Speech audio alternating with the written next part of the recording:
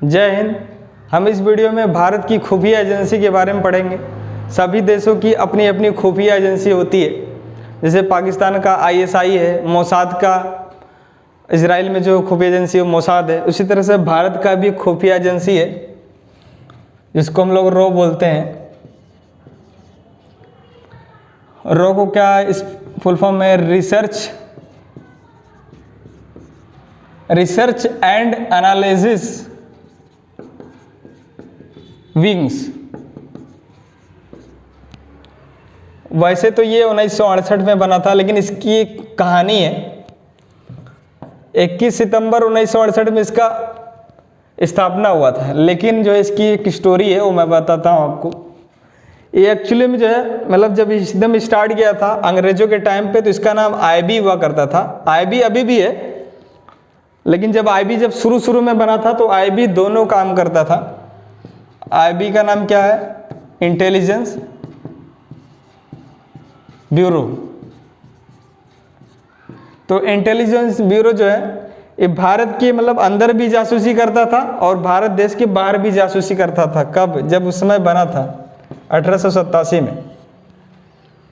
तो ये जो है 1947 मतलब 1887 से लेकर के 1947 तक यही काम किया ये दोनों। 1887 से लेकर के 1968 तक ये जो है दोनों काम किया। मतलब कि बाहर देश के बाहर भी जो है जासूसी किया और देश के अंदर भी जासूसी किया। मतलब दोनों जगह जो है दोनों जगह का इंफॉर्मेशन कलेक्ट करके भारत सरकार को ये देता था। तो IB का काम क्या था? IB का इतना ही काम था, जब इसका स्टार्टिंग हुआ था तो उस समय ब्रिटिश चलाती थी गवर्नमेंट। तो ब्रिटिशों ने इसका जो है निर्माण इसलिए किया था ताकि जो भारत में मतलब कि जो आज़ाद देखना चाहते थे, जैसे कि सुभाष चंद्र बोस हो गए, भगत सिंह हो गए, नेहरू जी हो गए, गांधी जी हो गए, यही लोग के ऊपर जो है ये जासूसी लगा दिया था IB वाले को। सोचो जरा, मतलब अपने ही देश के लोगों के ऊपर जो है IB का मतलब लगा दिया था कि भाई जानकारी दो कलेक्ट करके कि ये लोग क्या बात कर रहा है, क्या नहीं, क्या करने वाला है ये देश में। तो जासूसी के लिए IB का इस्तेमाल किया ब्रिटिशों ने।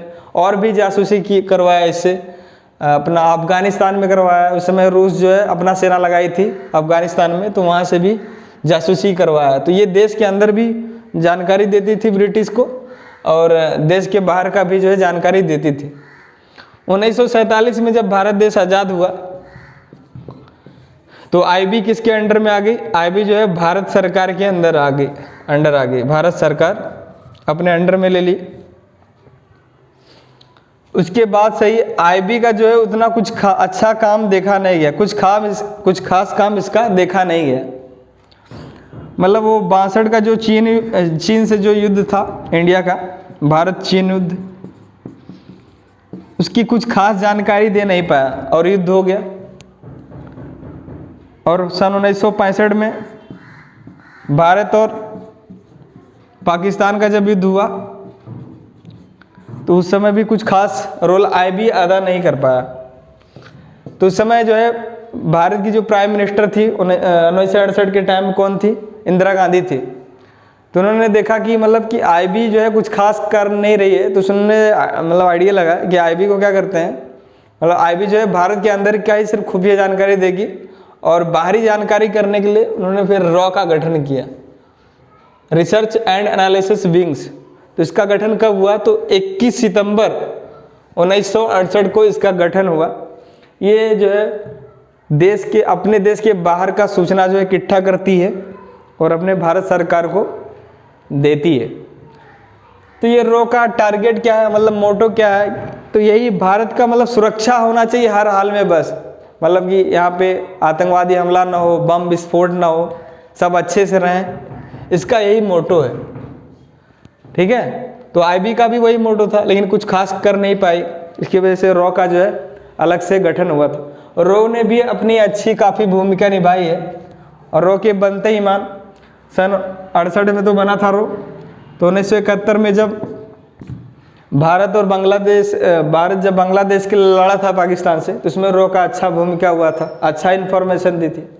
और 1999 जब भारत पाकिस्तान का जब कारगिल में जब युद्ध हुआ था उसमें भी रॉ का काफ़ी अच्छा महत्वपूर्ण योगदान रहा। और आईबी जो है ये भी अच्छा काम की, ऐसा नहीं कि पूरी तरह से विफल तो रही, लेकिन बाद में इसका भी अच्छा काम देखा गया। सन 2008 में जो ताज होटल जो बम ब्लास्ट हुआ था, जब ताज होटल का जो आतंकवादी जो घटना हुआ था उसमें जो है मतलब खुफिया जानकारी ये दे रही थी आईबी, भारत सरकार, लेकिन सरकार उतना सीरियस नहीं लिया आईबी की बातों को। वो सोचा कि हमेशा की तरह मतलब आईबी इस बार भी कुछ खास मतलब कि ऐसे ही झूठ बोल रही है, उनको लगा। तो आईबी का भी भाई उसको भी नकारा नहीं जा सकता, इसने भी मेहनत किया अपने हिसाब से जो किया, ठीक है। तो आईबी का गठन कब हुआ था? 1887 में। 1947 में भारत सरकार के अधीन आ गया, ठीक है। और 1968 में आईबी सिर्फ भारत के देश के अंदर का जो है खुफिया जानकारी भारत सरकार को देती थी, क्योंकि 1968 में जो है रॉ का गठन कर दिया गया, जो कि बाहर देश का जो है खुफिया जानकारी अपने भारत सरकार को देती है, ठीक है। इससे रिलेटेड और कुछ डाउट रहेगा तो आप कमेंट बॉक्स में पूछ सकते हैं। और एक चीज़ और है, एक होता है local unit, local intelligence unit. ये भी एक प्रकार की खुफिया एजेंसी है जो मतलब गांव शहरों में पुलिस स्टेशन का अपना LIU होता है। मतलब पुलिस वाले जो है गांव में शहरों में मतलब जहाँ पुलिस स्टेशन होता है वहाँ से मतलब मोहल्लों में जो है मतलब अपने उनके कुछ नुमाइंदे रहते हैं जो कि खुफिया जानकारी वहाँ की देते हैं, गुनहगारों को पकड़वाने में मदद करते हैं।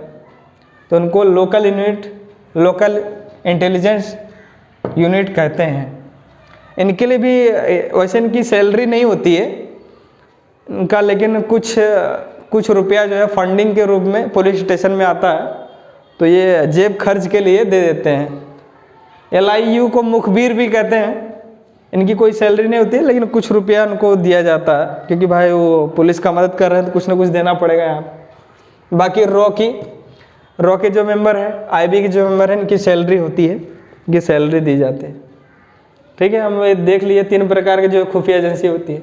रॉ जो है इंटरनेशनल, आईबी नेशनल, और LIU ये लोकल खुफिया एजेंसी होती है। इससे रिलेटेड कुछ भी डाउट रहेगा तो आप कमेंट बॉक्स में पूछ सकते हैं।